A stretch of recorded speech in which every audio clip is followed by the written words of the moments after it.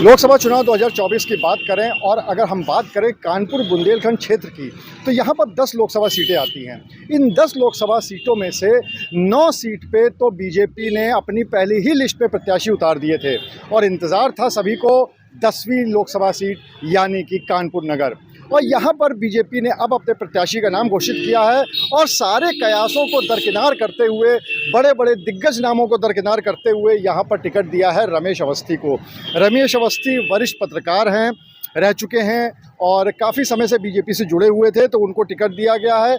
जब यहाँ पर रमेश अवस्थी बुधवार को आते हैं तब उनके स्वागत के लिए सेंट्रल स्टेशन पे भारी भीड़ जमा होती है कार्यकर्ताओं की। बीजेपी के बड़े बड़े नेता और कार्यकर्ता उनके स्वागत के लिए आते हैं, काफ़ी भीड़ थी वहाँ पर। और ऐसा बताया जाता है कि आला कमान से भी इस बात के निर्देश मिले हुए थे कि सबको रमेश अवस्थी के स्वागत में पहुँचना है। लेकिन वहाँ पर जो एक चीज़ देखने को मिली वो ये कि कुछ बड़े नाम ऐसे भी थे बीजेपी के जो कि उस स्वागत समारोह में नहीं पहुंचे थे। तो इस बात को लेकर कयास लगाए जाने लगे हैं कि क्या जो एक चिर परिचित बहुत समय से जो बीजेपी की गुटबाजी है कानपुर नगर में, जो कि दो गुटों की बात हमेशा होती रहती है, क्या वो अभी भी हावी है और इसी वजह से नहीं पहुँचे। हालांकि वहाँ पर बहुत सारे विधायक थे, जैसे सुरेंद्र मैथानी थे, नीलिमा कटियार थी, वो सब जरूर पहुँचे थे। लेकिन एक बहुत बड़ा नाम कानपुर का सतीश महाना, वो यहाँ पर नहीं पहुँचे, जो कि महाराजपुर सीट से विधायक हैं।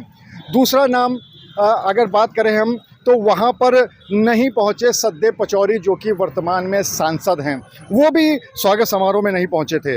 तो इस बात को लेकर कयास लगाए जाने लगे हैं कि क्या अभी भी भाजपा के अंदर गुटबाजी जारी है। हालांकि इस मामले में जब रमेश अवस्थी से सवाल किया गया तो उन्होंने क्या जवाब दिया, चलिए आपको वो सुनाते हैं। देखा कि जिस तरीके से आज लोग यही गुटबंदी कर रहे हैं कि सांसद जी ने एक बड़ा हृदय, बड़ा दिल दिखाते हुए स्वयं पत्र लिखा, स्वीकारा कि भाई मैं चुनाव नहीं लड़ना चाहता हूँ।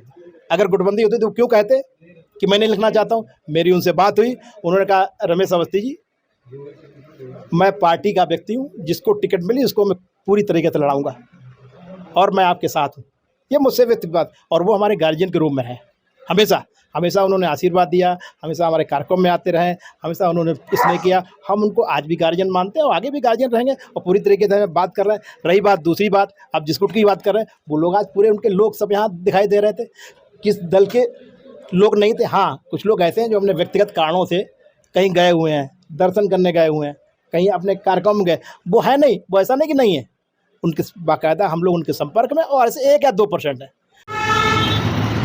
तो भाजपा की तरफ से तो ये बताया जा रहा है कि अंदर कोई भी गुटबाजी नहीं है और जो बड़े बड़े नेता हैं जो इस स्वागत समारोह में नदारद रहे, वो किसी न किसी कारण से रहे और उनको कहीं ना कहीं जाना था, इस वजह से वो नहीं पहुंच पाए। लेकिन इस बात से भी इनकार नहीं किया जा सकता कि यहाँ की कानपुर में बीजेपी की अंदर की गुटबाजी चर्चित रही है, हमेशा से इसका नुकसान भी झेलना पड़ा है।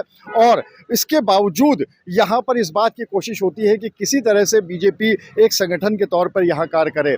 अब देखने वाली बात ये होगी कि जब चुनाव होगा, जब मतदान होगा, तब इस गुटबाजी का कितना फ़र्क पड़ता है और या फिर ये गुटबाजी चुनाव आते आते ख़त्म हो जाती है। कैमरामैन अनिल के साथ अनुराग अग्रवाल, TV9 कानपुर।